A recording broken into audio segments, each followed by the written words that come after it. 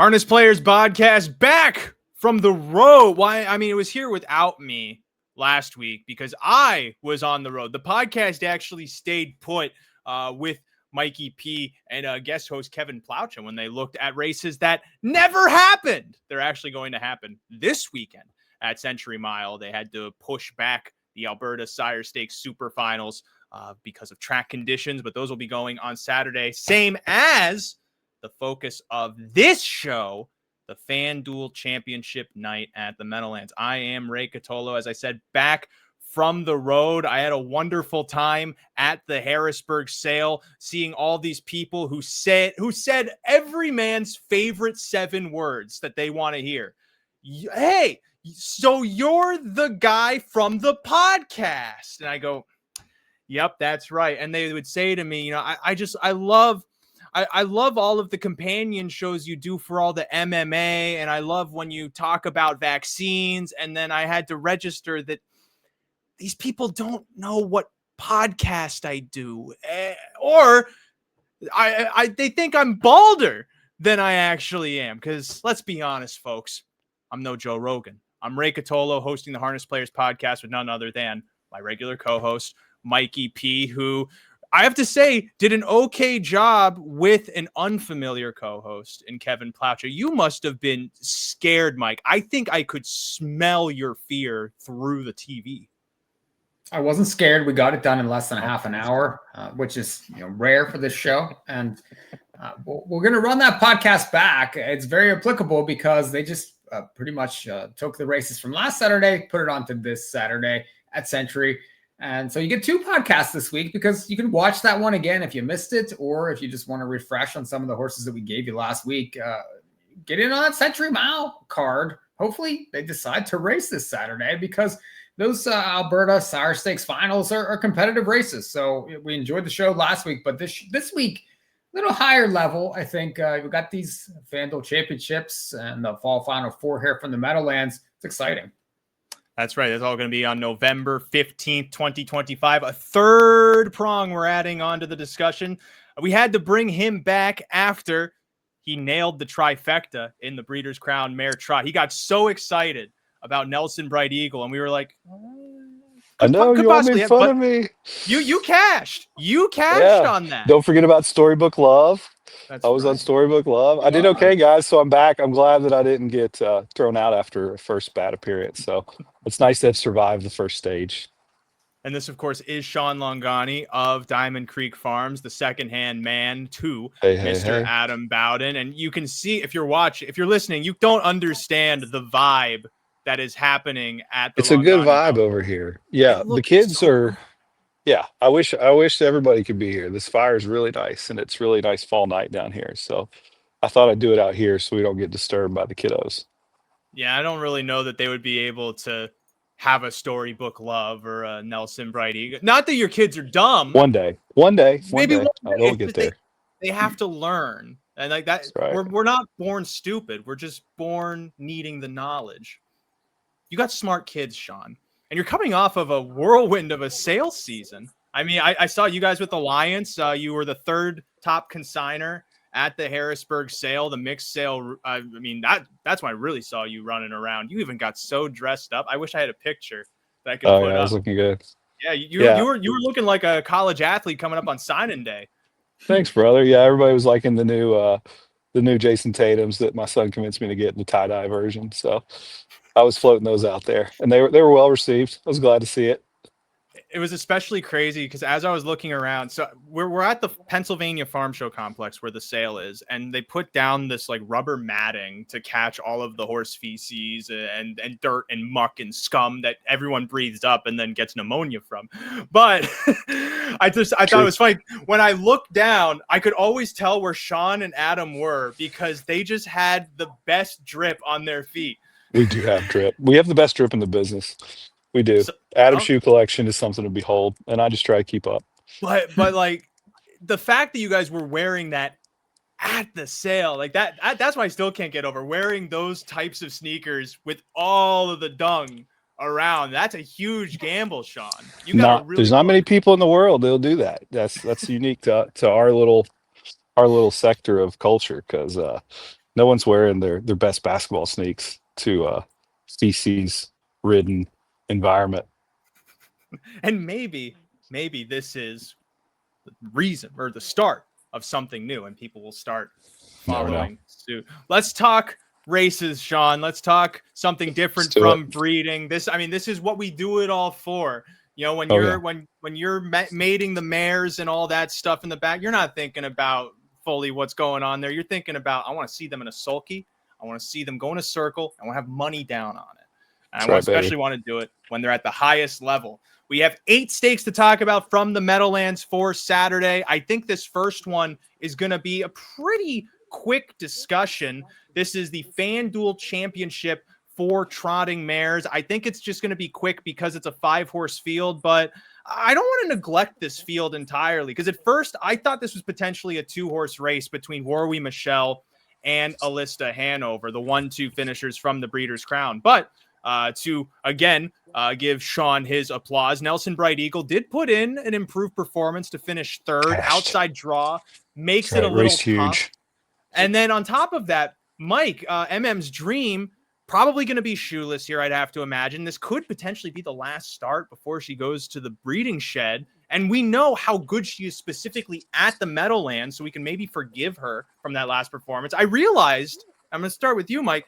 Is this not like a pretty wide open race still?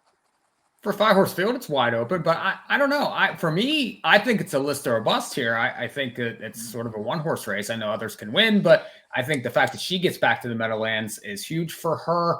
And that was a strong effort there in the Breeders' Crown. She almost won. She had flown. I can't believe where Michelle tracked her down, kicked 26-4 there. But I think she'll be tighter here. I think she's back to the Meadowlands, and I expect her best effort. So I do think that she would be the one for me to bet. The money will be spread around, but MM's Dream, I think, is a little bit off form. Nelson Bright Eagle might be a little bit too late to the party, and it's going to be Alista and Warwi, I think, to the wire again. But I think Alista is going to get the jump, and I just think that Meadowlands advantage with her is going to be just enough to get it done here. So it would be heavy Alista for me. I could definitely see that, because we know where Alista's going to be at the 3/8 more likely than not. Same time, that probably means we know where Warwi Michelle is going to be. She's going to want to try and go for the pocket. But I don't know, Shaun. Do we put Nelson Bright Eagle into play here? Do we forgive MM's Dream and think she can be more of a player inside of this race? I mean, James McDonald gave Nelson Bright Eagle a great drive, and now Dexter hops on. That can't be bad. But Alista having Todd listed over David Miller was a big question mark for me. Has anybody heard what went into that? I mean, David's driven the filly so well all year, and he's listed on the card. So help me out, guys. What's going on there? So the best I can offer is conjecture. Dave said he was going to he was going to miss driving this mare because he's going to go Sure. to Ohio after this season. Yeah. So I don't know if after the Breeders' Crown and this being the last stake start, Annie Stobie wants to try and lock a driver in now for next season. That's my thought of why she would go with Todd here. Because think about it. If Todd gets a good experience, wins the race, doesn't that make him more likely to stay with her? Yeah. Dave's done a good job. He's a great driver, Hall of Fame driver, but I do think Todd in this particular day and time does move her up just a little bit. So I'd look for her to, Warwi Michelle kind of has trouble repeating some of her late kicks back to back. I do think that this race will determine the divisional winner, especially if you agree that it's between Michelle and Alista. But just in general, guys, I think from a big picture perspective, a 5-horse race, we got to figure out a way to get more horses or race the fillies against the boys or something at this stage in the season on this older trot. Well, I was actually talking with Andrew Harrison Company, and they had thought about maybe trying to go to the FanDuel, but the issue is they want to bring her back at 4. It's already so late in the season, and it's $175,000 purse, and so. Yeah. It's interesting to hear that type of inside baseball, just because these guys want to race, but also you had at the end of the day, that's the business element of it, where just with when it lands and how that conflicts, especially with the Kentucky campaigns now, when the 4-year-olds, they start in, either April or May. I think it was the short field last year for this race too. Very similar, right? Was it 5 or 6 last year? Same thing with these? But that part of that also comes into the strength of the division, because now it's escaping me. Last year, was it MM's Dream who was like really reigning the division? I don't even remember who won the title. She was. Yeah, she was. She was up there. And sometimes, that scares away a bunch of a lot of them went to the breeding shed this year. Because I mean, Alista's 4, Rory Michelle's 4. Some of them had, some soundness stuff and whatnot. Date Night actually just sold and is retired, so that's why she's not in the race. They didn't even want to race her. Little inside baseball. I think the Rory Michelle camp, pretty close to the Italian component of that. The St. Andrea folks are good friends, and they said that the plan is they do want to race her next year. So the plan is to not breed and to bring her back. That was the last I'd heard. I mean, I feel like she could probably. That last piece on this, because you raised it, Shaun. I was thinking about, is it really that tight of a divisional race for the trotting mares? Because I feel like with the Breeders' Crown, it made Warwi Michelle a no-brainer. But I think back to Alysta Hanover's effort in the Hambletonian maturity, and her overall consistency of still being a top player. Losing the Breeders' Crown, do you think that that's enough to lose her the title, even if she wins this race? I don't think so. She lost by a head. They both only show the 3 wins this year, and I think they've both been in the money basically the same amount of times, earned similar money. It's just a matter of which races each won. So I would argue it's neck and neck. I mean, Warwi Michelle, amazing filly, but hell, Alysta, these are the types that don't come around all that often. I would put them neck and neck, and if either was to win here, I think it could vault them over the other. Might not be the best betting proposition with a 5-horse field, but I can assure you, if Alista's on the lead and Rory Michelle's in the pocket, that's going to be a great stretch drive to see who might actually be the best. With that Norway horse coming from to pick up the pieces for third again.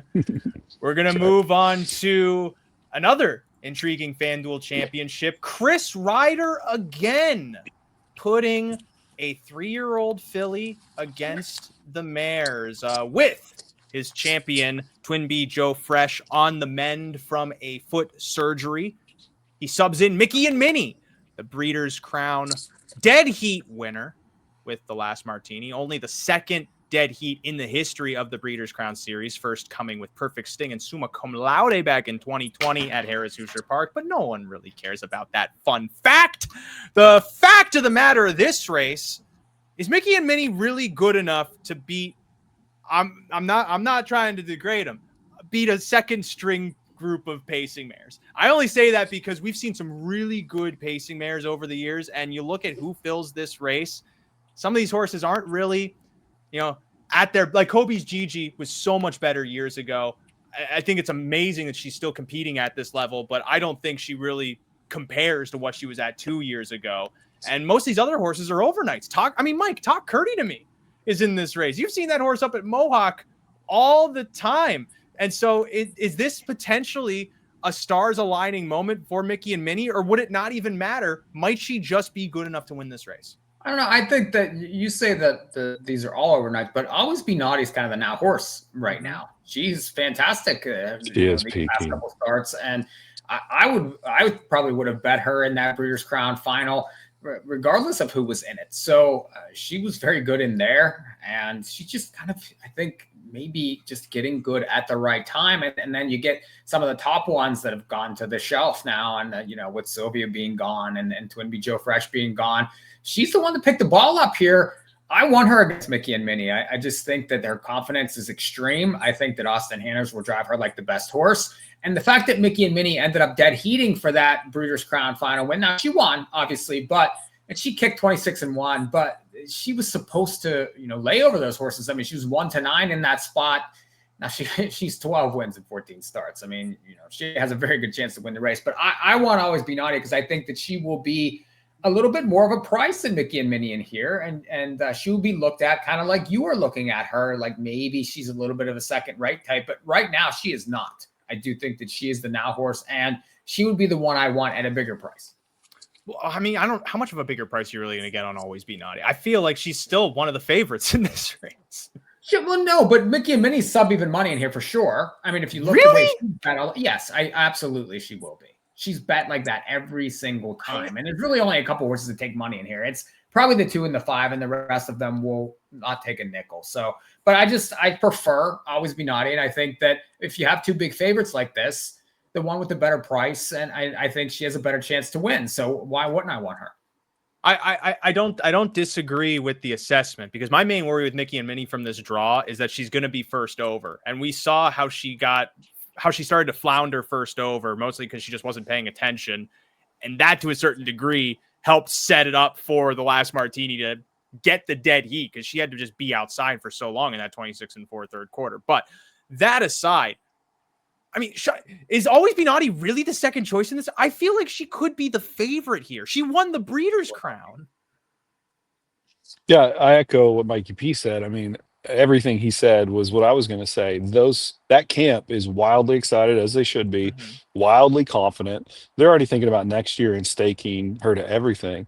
They would tell you that this was all by design, how they really didn't push her early in the year, and that she is peaking at the right time, and they don't think that there's anybody that is of their age group that can beat her. I would be curious what their opinion of Mickey and Minnie is, but I doubt that they're very scared. I think the Mickey and Minnie camp was probably looking at the matron, didn't love that spot, and then we're licking their chops to get at a field that didn't have Sylvia or Twinbee Joe Fresh in it. I'm thankful we have 8 horses, and that it's not like the open mare trot. I think it's not that exciting of a race. I mean, if those 2 hook up, it could be fun. But I agree with Mikey P. I think Always Be Naughty is going to be driven very aggressively.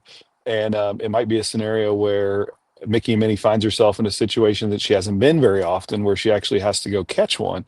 I'm very curious. I do worry that Mickey and Minnie has been pushed against the grindstone all year. She's held up quite well. But, you did see, like Mikey P said, you did see maybe a chink in the armor, even though she still got the championship in a dead heat in that last race, that she's not laying over her own age group. So to step up against older horses in a very sharp Always Be Naughty has me wondering if that's the very best move. But I'm sure they will.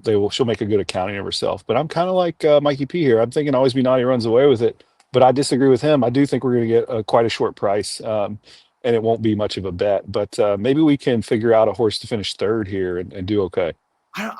I'm of the impression, again, if Mickey and Minnie is first over here, again, she's going up first up against Always Be Naughty, who, if she is even an ounce of the pace setter she was in that Breeders' Crown final, I don't know that Mickey and Minnie sustains. I think you could feasibly beat her out of the exacta. Wow, that'd be good. Inside of this. That's an interesting play, yeah. And well, I think that's if you want to play this race, that's what you have to do, because she's going to take all of this money, and she's the strongest mystery factor inside of the race that I don't think holds up. I don't think there is this tremendous amount of upside for her at this point in time. Come her 4-year-old season, she may be able to fit into the meld quite well, but I'm kind of curious what horses like Talk Curdy to Me will do, because if you can give her a trip, she has an okay little kick. I also feel like Bartlett's going to blast RDB Mickey. And this is a mare who was really good in the Blue Chip Matchmaker series earlier this year at Yonkers. That is over a smaller track, but I also don't mind that she was just pretty dormant in the summer. She raced in the Roses Are Red, got third to Twinbee Joe Fresh, seemed like something was off, so she had to hit the bench for a few months, and she's had that steady progression of improving efforts in those invites at Yonkers, where from this outside post, if they want to make a check, I could see Bartlett blasting her in start number 5 and getting an okay piece, as long as he's close and he just sits behind Always Be Naughty. Mickey and Minnie's first up, he saves that ground, he easily gets second, and he's got like 30-1 inside of this race. I've seen weirder things happen. Perhaps, yeah. I think it's ultimately an intriguing race, because again, it comes down to how do you assess Mickey and Minnie? How much of a believer are you in what she has to offer? I'm of the impression she can get beat. We're going to move on to the Goldsmith Maid, the first of the 2-year-old stakes on the Saturday card. Grade 1 event, $462,000. I always forget how much money these races are, because it seems like every year a bunch of trainers decide, I don't want to race in that because it's way too late. But it's almost $500,000 that these horses are going for. Nezuko Kamado foiled as the favorite in the Breeders' Crown, lands post 9 as the 3-1 morning line choice. Next door to Busy Miss Lissy, winner of the Kindergarten Classic final in somewhat smooth drive from John Ali. 11 going here with the 11 in the second tier. Shaun, first and foremost, Nezuko Kamado from the outside post. Do we forgive her effort in the Breeders' Crown? I thought it was a real disappointment for her in the Breeders' Crown. I know we were all pretty high on her chances, and it seemed to be a touch of a drop off in form for her. But time wise, it was still a fast mile for her over a fast track. It's just one of those deals where it makes you think, okay, from the 9 post, can I look elsewhere? And I don't have that many strong opinions, but I think this race kind of goes through Aki. This is maybe the most intriguing race of the card. It's kind of wide open in a lot of ways, so it could be a good betting race. But if things go through Aki, I'm going to be trying to play some of his horses together. I like Busy Miss Lizzie, and I like All Time Trot S. I like their chances, and I'm really hoping you guys can clue me in on a couple to zero in on, because I'm having a little bit of trouble figuring out how I'm going to put my tickets together here. I feel like you, Shaun, because I'm sitting on a golden goose right now. But before I get to that, Mike, when the Breeders' Crown Filly Trot went, we were kind of talking about it inside our group chat with John Rallis, where we were all making fun of him, as we do. But once we stopped doing that, I was saying that race was a put up or shut up moment. I feel like Scott had never really gotten to the bottom of this filly and had to go real hard to get to the lead from an unideal spot. But once at that point, having never unleashed her, that just seemed like a logical time to see, can she go all the way? Unfortunately, she couldn't. But does that at all impact how you view her and how you assess her chances inside of a spot like this? Sometimes in these late races here, these like in the Goldsmith Made, you'll see a horse that's kind of maybe that has skipped a Breeders' Crown and is coming into this race hot, and we don't really have that this year, right? It's a little different, and they have Nezuko Kamado back in here after I didn't think that she could necessarily lose that Breeders' Crown final, and then she was driven like the best horse, which I don't mind, but the problem was they went 55 and 1 to the half, and he basically gutted her to try to win the race, and she wasn't able to do it. So now what do you do with her? The fact that she's here, it's a big pot, and she's the best horse, but how will she be driven now? Will she be driven the same way? I don't know, because they know that maybe he knows that he can't do that. Maybe she needs a trip to be at her best. The thing is I'm not sure who beats her, because the Aki horses are going to take money in here, right? And they raced well in the kindergarten, but they're really nothing special necessarily. So I don't know. I do like her. I don't think the price is going to be good, though. She's probably even money again. I don't know what kind of trip we get. The only horse that I'd be interested in maybe would be the 2, Very Good News, at a price. You have Nifty Norman training, and you have an improving line. You have a couple stakes, good tries at Pocono, at Philly, ships into the big track, and just a little bit interesting for me. Has made some money. I do think can win up close, can win from the back. Maybe doesn't have to win, but I think that she gets a part of this ticket. So she would be the long shot for me in this race. I have a question mark on her, because you look at her pedigree. She's supposed to be a pretty good horse, sired by Green Shoe. Of course, we all know how quirky he is, but the mare Poof She's Gone was a real solid 2-year-old. Kind of struggled breaking through in her 3-year-old campaign, but that was one who Nifty also trained back in 2011. Yeah, same connections.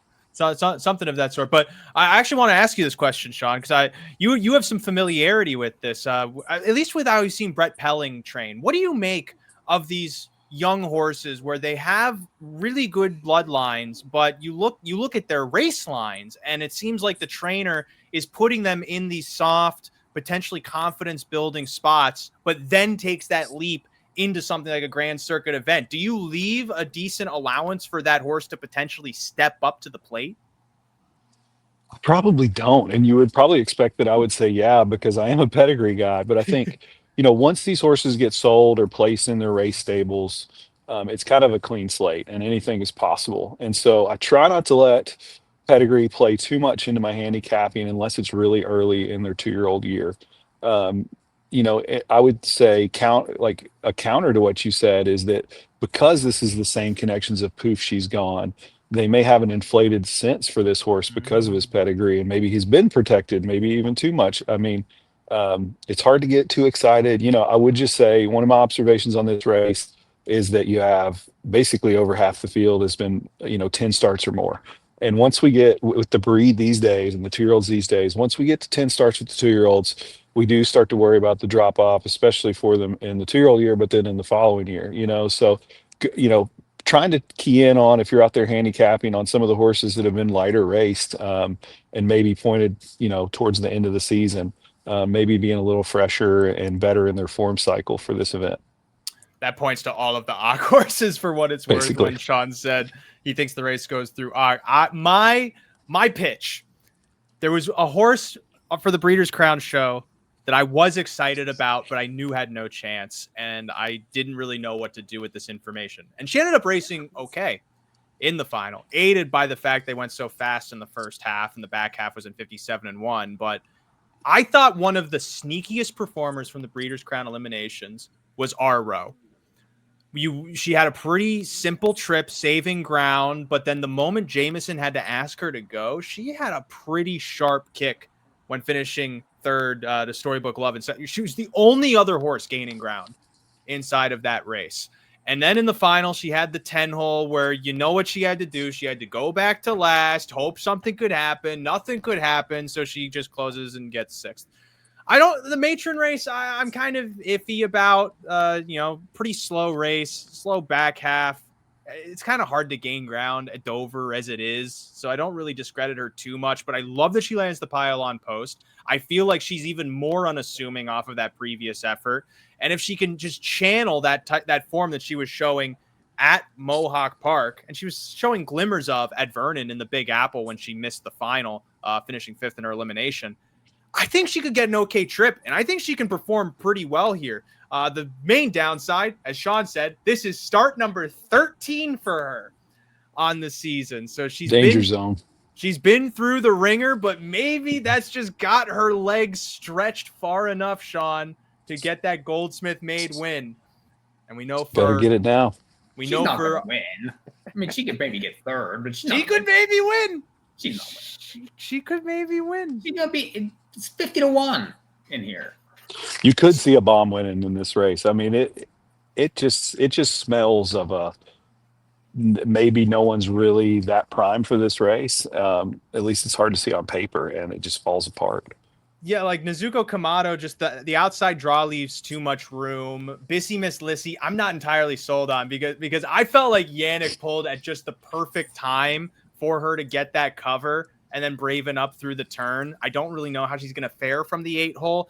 All-time trot could be okay. Isabella Baye is a huge question mark. Otherwise, that leaves you with all the 20, 30-1s in this race to potentially break through. And I will at least want to take one that I saw race well and I know can possibly be okay. And besides, Mike, remember a few weeks ago when the 1-hole produced an 80-1 upset? Yes, I remember. At the Meadowlands? I'm just saying. It wasn't 80. I think it was like 62 though. No, it was 80. I know this because at the sale, Hollywood Hayden came up to me and he showed me his exacta and trifecta tickets and kept talking about how much money he won.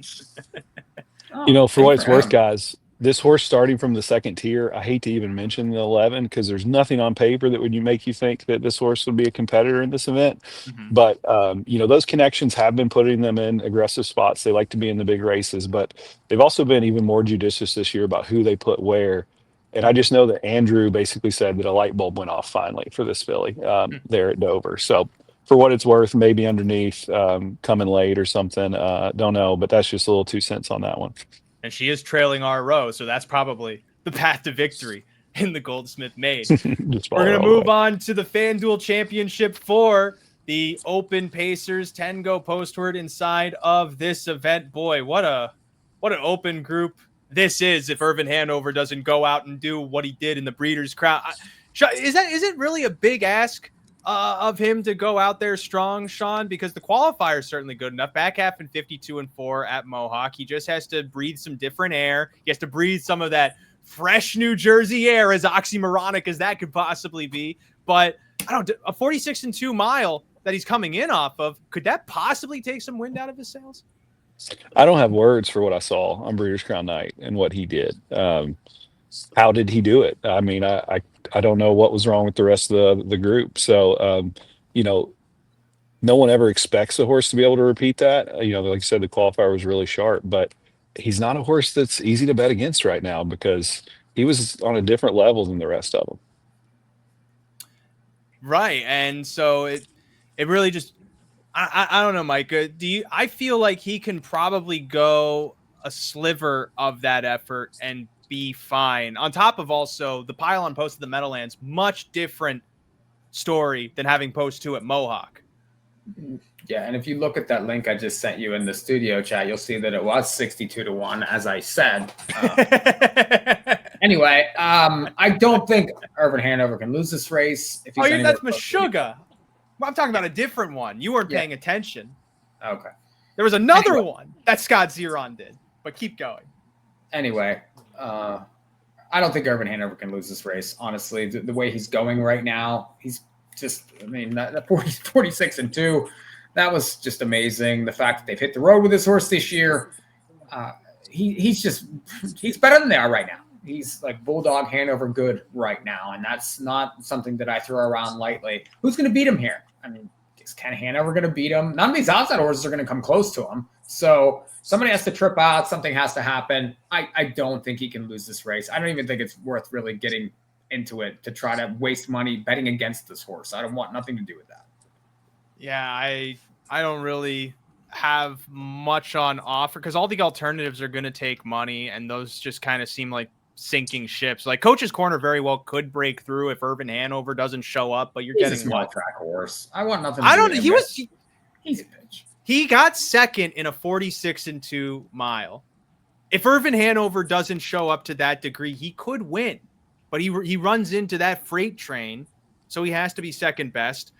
In the Potomac pace, he had to be first up in the 26-2 third quarter. Banked turns, so being outside kind of helped, but I think Coach's Corner is in the best form he's ever been in, but to the point, he's still going to take money here. And I feel like Irvin Hanover's a more likely winner than he is. So any odds below like 10-1 on Coach's Corner is probably an underlay in this race. And there's no way he's really over 10-1 inside of this spot. Captain Albano, I just don't think he's fast enough. Ken Hanover, I don't... He could trip out, but again, he's what, like 9-2? Like he might actually be that 9-2. Well, not morning line. That's Maximus Mickey, but he takes money here too. Yeah. I think he will take money. I think he probably has the best chance to beat him. I mean, Maximus Mickey's a nice horse too, but he's sort of, kind of tailed off a little bit also. He needs a trip. Those two need trips to beat the top horse, and maybe they'll get it. I mean, I don't know what Albano's going to do, but he's been incredibly inconsistent. He sometimes shows up and he looks like, just amazing. And then other days he's just not there. So a lot of inconsistent horses in this group right now, except for Irvin Hanover. Yeah, I think this may be a consensus by default, but with no discredit to Irvin Hanover. It's simply, even with imagination, he's the most likely winner. Everything else just feels kind of conspiratorial or like hyper imagination, where you might not even get like that great of a price for the plunge. That's my insight, at least. And everyone else being silent on that means they agree. So we're going to move on to the next race. Race number 8, 3 Diamonds final, grade 1 event, $357,000. New puzzle in front of us. Best horse in the field lands post 10. Shaun, does that matter for Luadipa? I think it matters for the bettors. It makes it a more exciting betting event because you can wrap your head around her being compromised from that post just a little bit. We all know she likes to drift out. She's been just amazing, but this is her 13th start. It is, she is the horse to beat, but I would encourage you guys to peek at the Seaside Shuffle horse. This horse has done nothing but good things. One of the rare horses that pulled off the Ohio and Kentucky Sire Stakes double dip, which is extremely hard to do and almost no one tries. It will be her 12th start, but I like her to have a strong race to finish out the season. And then it's hard not to include Amalulu who's putting it together. So really the whole Burke contingent seems really strong here for me. Burke has been just a dominant force on the young pacing front for forever. It seems like, and actually some fun, interesting news. If I remember right, Shaun, you guys had a part of the Blueprint deal, right? Yeah, super excited to be managing Blueprint for them. Honored that they trust us with him. It's too bad that he ended up being found to have fractured rib there in the Breeders' Crown final. So for him to pace that kind of mile with an ouch going on is pretty incredible. But I think it was clear to all of us that he wasn't himself. So he's been on stall rest, and he'll soon be in the breeding shed being tested to get going and form a syndicate and get him off to his next career. Couldn't be more excited. Like the entire industry, everybody wants to match their pacing, filly or mare with Blueprint. So I'm going to unfortunately have to be the bad guy and tell a lot of people they're not getting in the first year, but it's a good problem to have. Well, and you'll have to say you can't get in, but you're just going to have to go to Sweet Lou over here. Yeah, we've got others down by the seaside, Confederate. So that's what's nice is we can maybe fill all the buckets with all the good pacing fillies and mares since we're pretty strong in that area right now. And what a consolation. You have to step off the racetrack and not race again. You just got to go be a stud. Oh, right. Humanity. How awful does that sound? Yeah. Something you know nothing about. Whoa. Hey. Zing. I was known as harness racing's first stallion. Let's settle down here. Thought that was your dad. Oh, I come from harness racing's first stallion.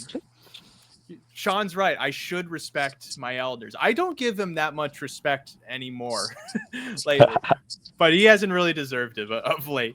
But Mike, I don't. Is it too far fetched to think that Luadipa gets into trouble? Because I feel like she's gotten into quote unquote trouble in races where she's been in good spots and she's just been that much better. So if anything, do you get a premium on her from the 10 hole?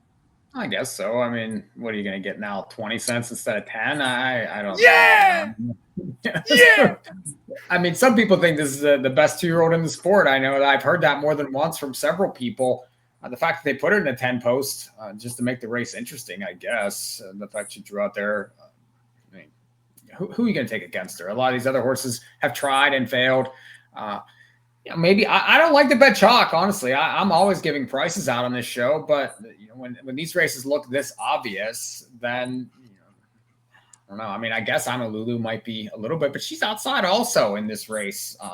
She's a bulldog. She was second in the Breeders' Crown at 54-1. She could trip out again. She could be another interesting exacta partner. What kind of price do you think you'd get on her? I'd be looking at exactas here. I'd be trying to catch exactas. Maybe she's a bulldog. Shaun's horse, Seaside Shuffle. Easy for me to say.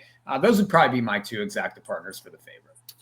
I don't think Amalulu's going to play at the 10-1 morning line. If she does, then she absolutely is an exacta use. But she was the most logical runner-up in the elimination of Luadipa. Finished second. Surprisingly, could not close in the final. But my favorite memory of Breeders' Crown night was at the very end of the day, after all the finals, Randy Waples said, Brad Maxwell tore out the track, and they started with a completely new surface. And I was just sitting there going, now we know. So maybe that had something to do with horses struggling to close over the track. But nonetheless, the only other horse I'll posit as a potential underneath one, Darlin's Angel. Not to beat the breeding horse to death here, but she's well bred. Captain Treacherous out of the Bettor's Delight mare, Darlin's Delight. So great family. Everything is supposed to be there. Juan Cano has done a pretty good job with these types of horses for Hot Lead Farm. And that race where she lost to I wrote that race and I don't remember the horse's name. When she lost that one, Lauren Tritton drove the hell out of her for a 2-year-old. She was racing it like it was a NASCAR. She's very good. The fact that she was able to still hold on for third in that 51 with a 51-4 effort, that tells me this is probably a pretty good 2-year-old. That if Lauren can get an okay trip with her, she's got the speed to contend and can somehow get involved. I just think she has room to improve off of that kindergarten effort. 8-1 morning line. I definitely think you might get a little bit more than that inside of that race. Big starts. That's good news. Yeah. Pretty lightly raced. So you know that Shaun's going to have money on her. We're gonna You move know, I on like to that with those 2-year-olds. we're gonna move on to race number 9. This is the Governor's Cup Grade 1 event for 2-year-old pacing colts and geldings. $334,000 the purse. No Bojangles, so this is pretty much the dirty scraps, quote unquote, of the division. But I don't know that I really want to say that with a horse like Fragment inside this race, though. He got my favorite drive. Getting the 10 hole in a stakes race when you probably could get out of there and you just go back to last and nothing happens. Goes forward and wins the matron right after that. This is another one who I forgot is really well bred. Out of that mare, the show returns, as Shaun would know. That goes back to put on a show. That's right. She's a terrific mare in her own right. And Huntsville's been, I think, the sneaky sire in the whole sport, especially when you go to the sales. You see Huntsville sell like crazy, and you go, I don't One remember of the very best values. Yeah. Stud fee to yearly and average price. Yeah. And you think about it, like I don't remember a Huntsville really winning on the Grand Circuit, but they make money. They make money. But that aside, Legendary Hanover last year. Oh, would have been right. his leader there. I forgot. And Legendary Hanover has his first crop coming soon. Boys, look at the number of starts on Fragment, and I'm harping on all these number of starts, but this would be the highest we've looked at so far. So going out for his 16th time here as a 2-year-old. That is, but he's sharp. Crazy. Well, that's a lot of starts for a 2-year-old. I mean, if you're a pretty developed 2-year-old early racing in those New York Sire Stakes, can you argue that those? Like, I don't know if those really take a lot out of a really good horse, because that would be the equivalent of a jog. Yeah, I think that's fair. Because I mean, if all his starts were equally hard on him, would he really be going this well at this point in the year? So they obviously had some spots in there where he wasn't totally exerted, because just to get to this point and for him to be safe and sound, I mean, heck, he's won 9 of them. So going for 10. Do you feel like he's probably a lock then in this race, or do you feel that? Oh no, I think this race is open. Yeah, no, I think this is a good place for Mikey P to give us a long shot. I'm going to give you a horse that I threw out in the last show that disappointed me in the Breeders' Crown final, but I still like this Show Me Your Ace horse, guys. I've been tracking this horse all year. I like this horse. I want to try to catch a price on that horse. I also like Malillo from the 9 hole. I feel like I'm going to get a price because he wasn't that great in the matron. Didn't come home very well, but I thought he was awfully good in the Breeders' Crown final. A horse that looked to be potentially quite good next year as well. And Ronnie might just gun Malillo out of there and work a Blueprint-esque trip to when he won the Breeders' Crown at the Meadowlands. Show Me Your Ace. I think Show Me Your Ace just gets lost. Yeah. Like he was first over into a terrible part of the Breeders' Crown final, so he faltered reasonably. But then even in the Sire Stakes at Cumberland Run, once on the lead, really had no fight. And you even think back to when he was closing against Brandon Boulevard and such, when he was in the middle of them, he just would kind of waver and not really push forward. So I feel like if Dave Miller gives him a helmet, I'm on board with that. But Mike, do you have a sneaky long shot inside of this race? I don't know about a long shot, but I do think Toast of the Town is an up-and-coming type. He was parked every step last time in the kindergarten final and just failed to get by. Kicked 26-2, though, parked every step. Now you get an inside post. Fragment's going to be incredibly overbet in this race. And if you look at his races against the better horses, now I know that a lot of them aren't in here, but he's faltered in a lot of those races. He wasn't very good in the Metro. He was just okay in the Breeders' Crown. Now he had an outside post in the final. You can excuse that line, but he's supposed to win that matron race. He's 3-5 in there. He's going to be way over bet in here. He's probably 3-5 in this race. So I'm hoping that some of your other ones maybe rough him up, because I think he's going to be driven hard early. And Malillo, he's another one that has 13 starts. He gets goofy trips all the time too. It's almost like they don't know what to do with this horse. They try to put him up close. They try to work out trips. Now he's drawn outside again. I don't know that I want him at all in here. So I want Toast of the Town, hoping he gets a better trip. I don't know that he could get a worse trip. I know he kind of got behind the favorite last time, but he was, like I said, parked out every step, and he has a kick, so I like him. I think that 5, 6, 7 to 1 in here, maybe more, depending on how much they go for Fragment. I haven't talked to Ronnie, so I don't know, but I'm kind of curious, Shaun, not that if you have, but when you see a horse like Malillo and what he's able to put up in the final quarters, and you see him crawling 30-1 in the matron, does your brain immediately go that something beyond this horse's control wasn't right and that he's probably better than that performance? Broken rib, maybe.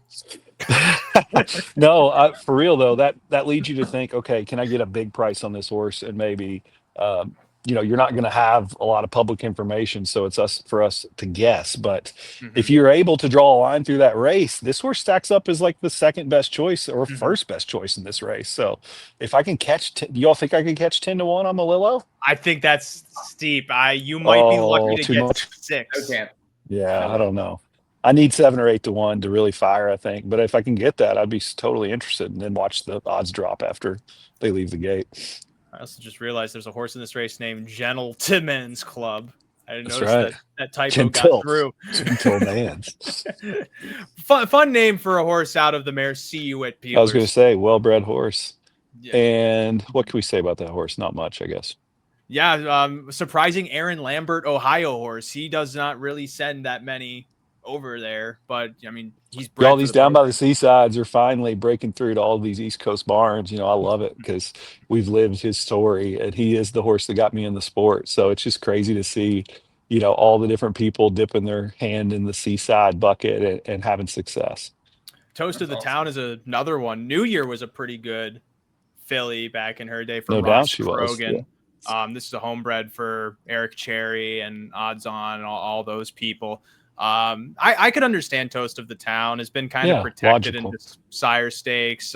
Was closing on Bookie J. Kept finding, was just too far back in the kindergarten final, so he could definitely step forward from there. I'm kind of in agreement of wanting to go against Fragment just on the price. I don't think he's 3-5 though. I think he's maybe even money at the lowest inside of this race. I'm going to sound like John Rallis and also mentioning Signal Caller because he loves this horse, but I'm kind of curious. For one, I was curious that Andy McCarthy picked off of him. Like, I know Aaron Lambert's another down under guy, but Noel Daly's as down under a guy. Yeah. I think. I think that horse has been a big tease for everybody, including Andrew. Like, I think they know that he's capable of a huge mile, but hasn't put it together all that often, except for those starts in September. Do we need to talk about U-Brute? I know it's not everybody's favorite colt to talk about, but I don't know why the declining form, but again, another horse, if you can draw the line through the Breeders' Crown, you probably get higher odds than maybe what he should if he's okay. I mean, the 10-hole, the only thing I hope is that he takes money because I just think he's a money sink inside. I don't think he has any chance to win this Lexington race. Lover. I don't even know that he is Lexington, like he is by Mike's definition, but I just think he's not that fast right now. Maybe when he becomes a 3-year-old, the U-Butte speed will start to connect, but I think he's dealing with a bit more of that Tall Dark Stranger grit than the Warwi U-Butte speed. And had he gotten an inside draw and not the 10-hole, maybe he has a chance. I don't know if even Yannick puts him on the lead unless he's able to get really steady fractions that he wins this race. So, but I can't be the only one thinking that. The 6-1 could be a red herring, and he could be 10-1 in this race. Oh, I would figure he will be, won't he? I mean, he's hard to back. Mm-hmm. Right, and you could argue that there's potentially room to play that, but I just don't know that the horse is really up to it inside of that spot. It's a tricky race. And with Signal Caller, I was just going to say that Dexter Dunn picks up the drive. So already you're paying a tax on that. He's probably going to take a bit more money. This horse he's not a first over type. And so if Dexter can get some speed out of him, which looking to the inside, there's some speed, but he might be able to get away close. He just needs that seam then off the ground saving trip. And he can put in a 26 and change final quarter. He sure can. And get home. This is definitely a spread race at the end of the day. Like I probably would be 2-7-9 as my A's. Actually, that's not really that much of a spread. That's pretty lean for a spread race. Now that I think about it. Like, I'm not thinking that's how you spread. I don't know. I won't fully show you how I spread, Mike. I'm saving that for my wedding night. We're going to move on to race number 10. Wow. Yeah, race I could have said something. Is the Grade 1 FanDuel Championship on the trot. This is the open trot, 10 go postward. Some interesting notes from this race. For one, Atos Kronos, bypassing the Breeders' Crown, decided just not to supplement for it. Just didn't want to. He could have, but decided to take the time off from the Alaraj, get a qualifier, tackle this race that he is eligible for. So maybe just fiscally a better decision. He's been one of the top ones in this division. Lexus Cody, everyone was saying the story was written on the wall when he was 4-5. He can't win when he's 4-5. He only wins when he's 2-5 or lower. But Mike, I'm going to raise you this point. He was 6-5 winning his elimination. So what do we do with him here? It's hard to know. I mean, that was his worst race in a while. He did dig in the stretch, but he never really looked comfortable. He never looked right in there. I'm not sure what the plan was, but he couldn't get his trip in there. And back to the Meadowlands, he loves this racetrack. I mean, he is really good over this racetrack. I do think the plan will be to blast off here. Probably might have to deal with Logan Park and Upjardeo, who are both inside here and both are very, very speedy away from the car. So we'll see what kind of trip he gets here. Maybe if he gets back to himself. I do think Atos Kronos is an interesting alternative to these horses because he didn't have to deal with that Breeders' Crown trip. They've maybe been planning to go into this race all along, and he's very capable versus these horses. I'm not sure I want French Wine drawn outside. That he kind of had his day in the Breeders' Crown, and he won nicely. He was bet, but for him to get that same perfect setup and trip again is just unlikely at a lower price. So Periculum, he always just fires. He always gets his race. He just sometimes runs out of racetrack, but he's one I'd have on tickets. I would probably be Periculum and Atos Kronos. I would try to beat some of the other ones in the spot, hoping for some speed early, because I do think 1, 2 go early and 6 also. And then we'll see if the 4 and 7 can trip out. That's what I think I'd end up being in the race. I don't know, Shaun. Do we really beat up Lexus Cody that badly? Because 26-2 first quarter, he has been able to get off the car faster than he did in that Breeders' Crown final. But I feel like it's hard to argue that he didn't still put in his race. He just had to do it from a first up trip, which is not necessarily his trip. But right, he was dominating. He was dominating for weeks and weeks and weeks and weeks. And then he didn't do that in that race. He couldn't get his trip. He never looked comfortable. So, I mean, come on. I mean, he that was a huge difference from what he'd been doing. But not really. He just couldn't get to the lead. That was it. He did his race from a first up spot. That's not ideal for him, but he still went 50-2, parked the entire mile. But he didn't get the front Dayton and he still won. He didn't get the front at Hoosier and he still won. So what's Well, that there is a fair question. But that's why also I kind of posited to Shaun, because I feel like he still put in a pretty strong race at the end of the day. I don't know how much we can either think he improves off of it or he potentially regresses off of it. Yeah, it was strange in the Breeders' Crown. I thought Burke Stable was hot in some divisions and kind of cold in others. I don't know what your all's thoughts are on that, but I do like to draw lines through the last start because usually recency bias is what affects the odds the most. I don't know if it matters in this case, but this isn't my favorite group of horses in this division right now. If I'm looking at some of the human connections, I do know that Periculum is a horse that kind of needs a big signature win in the late part of the season.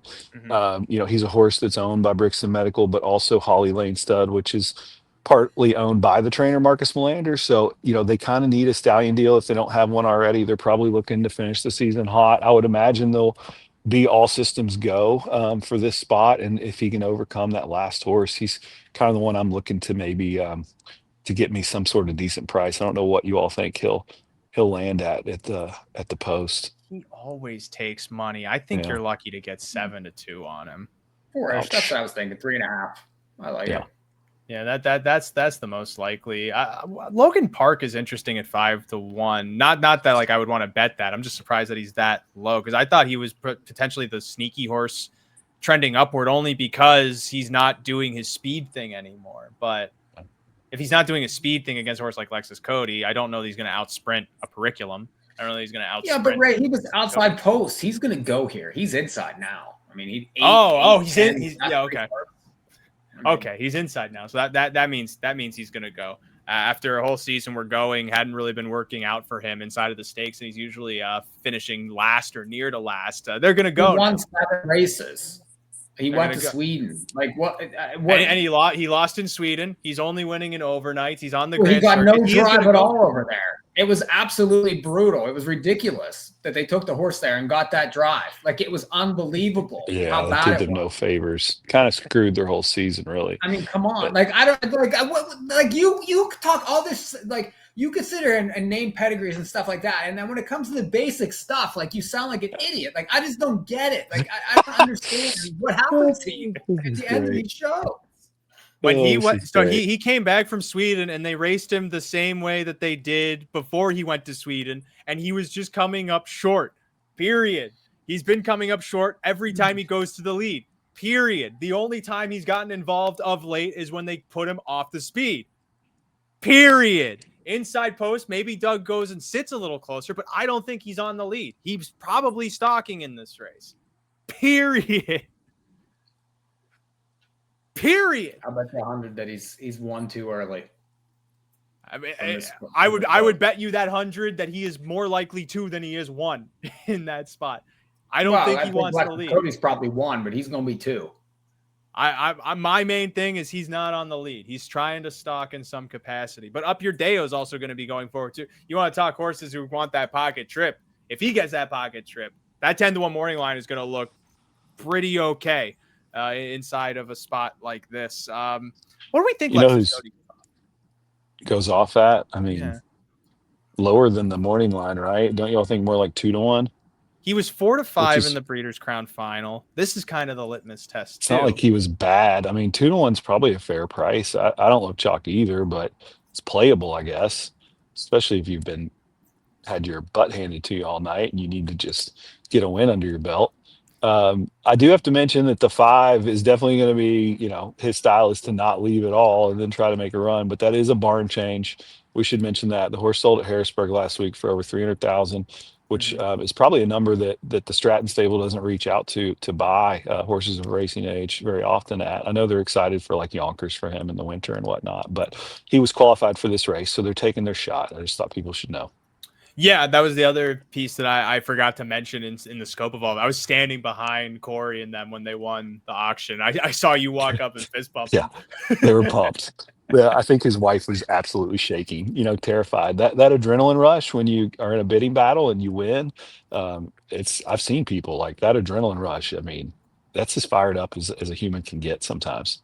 Oh no! I saw her look back, and it was just pure terror.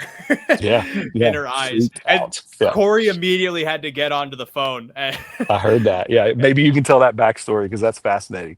Oh no, I don't know the backstory on that. But if I'm going to tell it, I don't know if Corey will mind. Hopefully he doesn't. I beg you for forgiveness. But the story Corey told us was he had a certain budget going into that day, and he might have overspent. So the story goes. And I believe he was calling to just verify that was going to be okay. And thankfully he had a very confident owner that says, yeah, let's go. So he was pumped. That's so funny because that was the exact thing I was going to guess. Because any man who spends $350,000 immediately has to go, I need to make a call. Yeah. Either to a banker, a partner, an owner. That was the deal. So, but yeah, I've never seen the name Caldwell Mamie Racing. Yeah, out of Ohio, right? Yeah, I don't know if that's a usual owner for him either. Yeah, I'm not aware. Yeah, that's another potentially interesting development for down the road. I guess final thoughts on this race, because Lexus Cody, I could see a Realmy 6-5 inside of this race, and from there, your bet that's potentially value if you think it's a coin flip of whether he shows up, because then you're getting 20 cents profit on a coin flip, but. I don't know, Mike, your final thoughts on this race? I like this race. I think it's going to be a very competitive and almost a dogfight to the wire here. And I'm looking for prices. I'm hoping Periculum kind of gets his trip and can get there. But, we'll see. Maybe Lexus Cody can bounce back. That's interesting. Any additional notes, Shaun, before we go to the closer? Just need another log for the fire, boys. This is going a little long. Let's keep going. All right. We got one more to talk about, and Shaun's booty ain't going to freeze anytime soon. This is the Valley Victory Final. $421,000, the purse, grade 1 event. 2-year-old trotting, colts, and geldings. I think this race is as simple as Diabolic Hill. He's second in the Breeders' Crown. Some would argue he was supposed to win the Breeders' Crown had Jason not sashayed to the center of the racetrack so rudely but the AGCO said it was fair game. Is that too crass to potentially say that Diabolic Hill is potentially a slam dunk here over the Breeders' Crown winner Spencer Hanover? Oh, Mike doesn't disagree. I mean, I think it's those two. I mean, I guess they're probably the two best going right now. Diabolic Hill has a post advantage here, but I don't know. I mean, he sort of has to prove it to me. I wasn't that elimination. Some people were impressed. I wasn't. I mean, it kind of fell apart, and he raced very well in the final. But I would probably go back to Spencer Hanover. He's hot right now. I think that he's the one with the kick. He's going to probably get the right trip again because he's going to be able to maybe follow Diabolic Hill in this race. And if he does, I think he wins. So that's where I would go. And I do think Diabolic Hill will be a lower price than Spencer Hanover in this race. We'll see. Oh, I don't know that that's true. And on top of that, Shaun, I don't know that Spencer Hanover has a better kick than Diabolic Hill. Do you? We'll see. It's probably shameful to admit that I really wasn't aware that Spencer Hanover was the horse he was until the Breeders' Crown. So that's shame on me. Sometimes the New York circuit can be off certain people's radar, like myself. So I'm just learning about Spencer Hanover and the horse that he is. I did want to ask y'all the number 10 horse. How do you say the name of that horse? Oh, Nebbiolo. Nebbiolo. You're on this horse. Yeah, this is the. Oh, is that horse out? No. Magic Punk is out, so there's only 9 in this race. Everyone else moves in. Gotcha. So it'd be the 9 horse. That is listed as a Pinto, and he's basically white, right? Oh yeah. Oh yeah. So that's kind of interesting to see the white horse out there. Yeah. Why does Ock keep buying all the white horses? He loves I can tell you. So Newts and Trotting is a group out of Norway. And they're the big owner for Aki. They were in on Captain Corey and many other good ones. Anyway, long story short, my understanding is that Tristan, the owner of Newts and Trotting, his mother is obsessed with white horses. So they have a whole breeding program based around producing white horses, pacers and trotters. And so this would have been a homebred for them. Okay, yeah, because they also pay like $250 for White Bliss or something like that. Correct. Yeah, they will go hard at any of those genes. Yeah. Yeah, keeping it alive. I forget. Lauren Tritton, I remember either earlier this season or last year, she set the supposed world record for fastest Pinto ever. I think it was a pacer from Ireland, right? Maybe was it with Extra Suds or a different horse? Extra Suds is that Ohio horse that's a Pinto. It was at the Meadowlands. I can't remember who was driving. I think Lauren Tritton was driving. I don't know. I know Extra Suds came down to the Red Mile for Virgil Morgan and went really fast one day. Which Virgil bought the Pinto, the Uncle Peter Pinto at Harrisburg. Did you see that? That doesn't surprise me. So I think Virgil has a lot of connections to the United Kingdom. I don't know what all they are, but I think he has some United British. Oh yeah, because Tom Hill. That's a whole thing. Yeah, that's a whole thing in Britain and Ireland is the multicolored horses, standardbreds. Interesting. So many threads of this sport finally connecting for me on this podcast. But that's right. No, I don't have any strong opinions. I hate to say it. I'm trying to learn if Spencer Hanover is a true champion or not. I mean, obviously he got it done. So why would you bet against him? But what about a horse like the 5? Is that horse able to get in here and do some damage? 9-2 morning. He looks like one of those middling types where you think he's a win candidate, but I mean, it's tough to really see what trip he needs, what trip he wants, what he gets, and it seems like he's probably just gonna be like a point or two lower than what you actually want to bet him at. Mm-hmm. Like that to me, that's why I feel okay swallowing a shorter price on Diabolic Hill because I do think he could have won that Breeders' Crown final. He looked so much better in the final than he did in the elimination. But again, just in general, like Annie Stobie's renaissance. I mean, the last 2 years. I mean, I don't know if it's the team changes she's had with bringing her boyfriend Jeremy Morrison in the barn or what, but it's just on a crescendo right now. I was going to say, is it a renaissance? It feels like it's just a naissance because she burst onto the scene after leaving Nifty Norman. And I don't think she's really had duds. She's immediately been a Grand Circuit trainer. Well, that's fair, but then to now add Colts and just to carry on like there was no difference is pretty impressive. They got something good going. No, that for sure. And I think they also did some shoeing adjustments on Diabolic Hill in the Breeders' Crown too that may have helped him perform better. But that aside, the only other fringe horse I think is interesting is Nick's Knackin for an underneath spot, but he's Marcus Melander. He's 6-1 morning line. He's going to take play. That's nothing really revolutionary to offer. Pile on post. He's going to get a trip. He's going to be on the ticket. I feel like vertically. I guess last thought, because we've talked about it a lot, mostly because we don't really get people of Shaun's pedigree prestige on the Harness Players podcast. And it's an important part sometimes of the handicapping, because while we're looking at these lines and stuff, you guys are trying to plot the future of the sport and what we end up betting on. And I think I'm kind of curious your thoughts of a horse like American Power. Like, you look at this pedigree, if you're the person putting this together, like immediately you're probably thinking this is the next big thing. And then you have a horse who's only made $60,000. Like, it's a reminder that at the end of the day, we're all really just guessing about this stuff, right? Yeah, unfortunately, like Ariana G, even though we have a horse that she's produced that's won stakes races, has been a bit of a disappointment so far as a broodmare. And really, her whole family there, that whole line, people have invested millions and millions to try to get into. Sorry, my headphone fell out. Anyway, they've invested millions and millions to try to get into, and it's been trickier than you would expect to try to produce good out of it. So I'd say it's still a family that's being figured out. If you look down at the 9, I'm pretty sure Spencer Hanover, right? The Secret Passion, that's the family of Manchego. No wonder he's a champion. There's just royally bred horses all throughout here. You got Image of B, is the dam of AI, the 5 horse, that's the Be a Magician family. You can go down through all of these. I forget. The 6 is very well related to that Norway, the Norway dam there, ID entity Norway. It's really well related. I'm forgetting the family right now, but they almost all are super well bred, and that's what it takes for these trotters these days.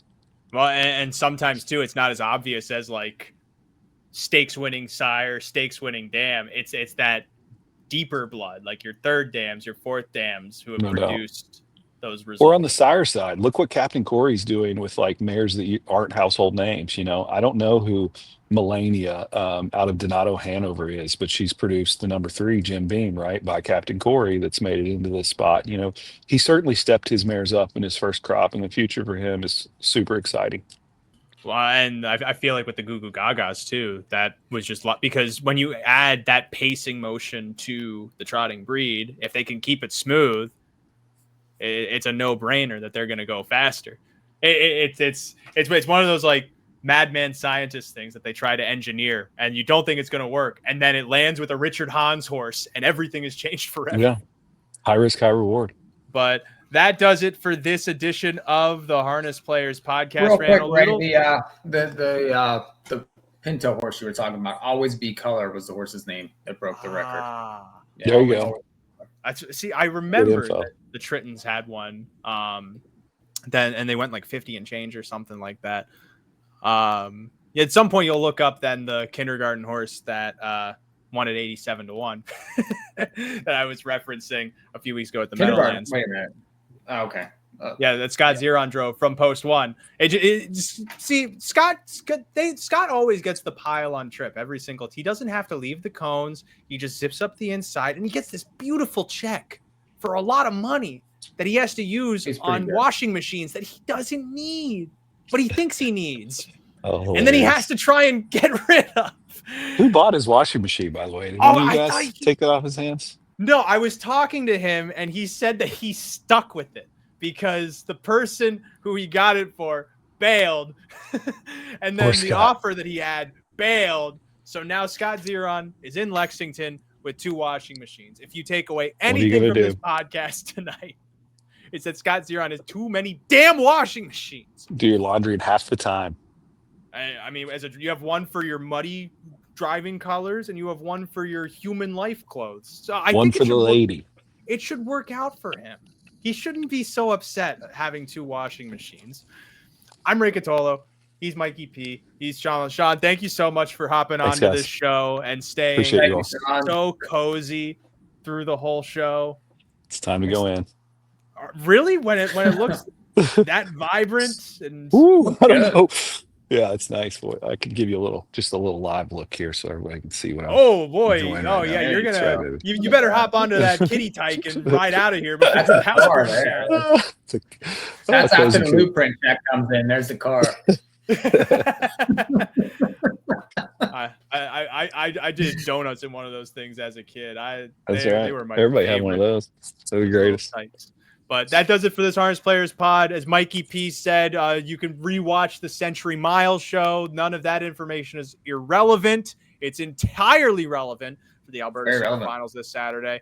And otherwise, stay tuned through the winter. We're going to have more Harness Players Pods focusing on Century, maybe some other stuff too down the road. I don't really know how to end this aside from saying thank you, Shaun. Thank you, Mike. Thank you for watching. Thank you for listening. Make sure you subscribe. You got to subscribe to the In the Money Media YouTube channel. And I'm Can't not win Joe the prizes Rogan. if you don't subscribe. There you go.